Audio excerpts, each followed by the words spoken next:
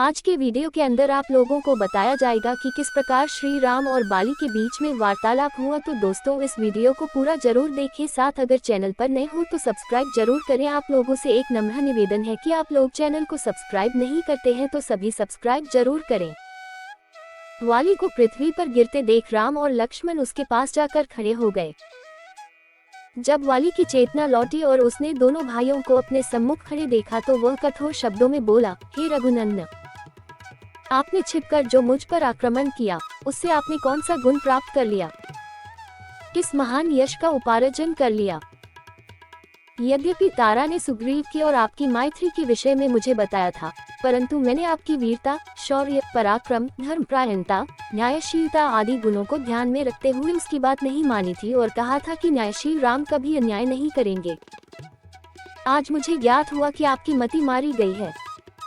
आप दिखावे के लिए धर्म का चोला पहने हुए हैं, वास्तव में आप अधर्मी हैं। आप साधु पुरुष के वेश में एक पापी हैं। मेरा तो आपके साथ कोई बैर भी नहीं है, फिर आपने एक क्षत्रियों को लजाने वाला कार्य क्यों किया। आप नरेश हैं। राजा के गुण साम, दाम, दंड, भेद, दान, क्षमा, सत्य, धैर्य और विक्रम होते हैं। कोई राजा किसी निरपराध को दंड नहीं देता। फिर आपने मेरा वध क्यों किया है। हे राजकुमार, यदि आपने मेरे समक्ष आकर मुझसे युद्ध किया होता तो आप अवश्य ही मेरे हाथों मारे गए होते। जिस उद्देश्य के लिए आप सुग्रीव की सहायता कर रहे हैं उसी उद्देश्य को यदि आपने मुझसे कहा होता तो मैं एक ही दिन में मिथिलेश कुमारी को ढूंढकर आपके पास ला देता। आपकी पत्नी का अपहरण करने वाले दुरात्मा राक्षस रावण के गले में रस्सी बांधकर आपके समक्ष प्रस्तुत कर देता। आपने अधर्म पूर्वक मेरा वध क्यों किया। वाली के कठोर वचनों को सुनकर रामचंद्र ने कहा, वानर, धर्म, अर्थ, काम और लौकिक सदाचार के विषय तुम्हें ज्ञान ही नहीं है। तुम अपने वानरोचित चपलतावश तुम व्यर्थ ही मुझ पर क्रोधित हो रहे हो। मैंने तुम्हारा वध अकारण या व्यक्तिगत वैरभाव के कारण से नहीं किया है। सौम्य, पर्वतों, वनों और काननों से युक्त संपूर्ण भूमंडल इक्ष्वाकु वंश के राजाओं की है। इस समय धर्मात्मा राजा भरत इस पृथ्वी का पालन कर रहे हैं। उनकी आज्ञा से हम संपूर्ण पृथ्वी में विचरण करते हुए धर्म के प्रचार के लिए साधुओं की रक्षा तथा दुष्टों का दमन कर रहे हैं। तुमने अपने जीवन में काम को ही प्रधानता दिया और राजोचित मार्ग पर स्थिर नहीं रहे। छोटा भाई, पुत्र और शिष्य तीनों पुत्र तुल्य होते हैं।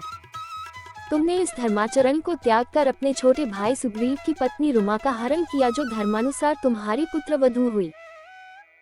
उत्तम कुल में उत्पन्न क्षत्रिय और राजा का प्रतिनिधि होने के कारण तुम्हारे इस महापाप का दंड देना मेरा कर्तव्य था। जो पुरुष अपनी कन्या, बहन अथवा अनुजवधू के पास कामबुद्धि से जाता है उसका वध करना ही उसके लिए उपयुक्त दंड माना गया है। इसीलिए मैंने तुम्हारा वध किया। वानर श्रेष्ठ, अपने इस कार्य के लिए मेरे मन में किसी प्रकार संताप नहीं है। मैंने तुम्हें तुम्हारे पिछले पापों का दंड देकर आगे के लिए तुम्हें निष्पाप कर दिया है। अब तुम निष्पाप होकर स्वर्ग जाओगे। राम का तर्क सुन वाली ने हाथ जोड़कर कहा, हे राघव, आपका कथन सत्य है।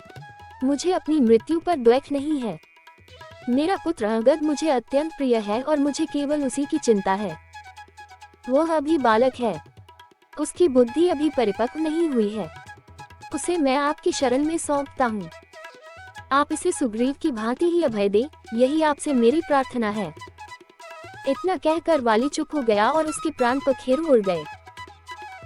तो दोस्तों कैसा लगा आज आप लोगों को हमारा वीडियो। आशा करते हैं सभी को पसंद आया होगा। पसंद आया तो हमारे चैनल को सब्सक्राइब करें, साथ अपने दोस्तों के साथ शेयर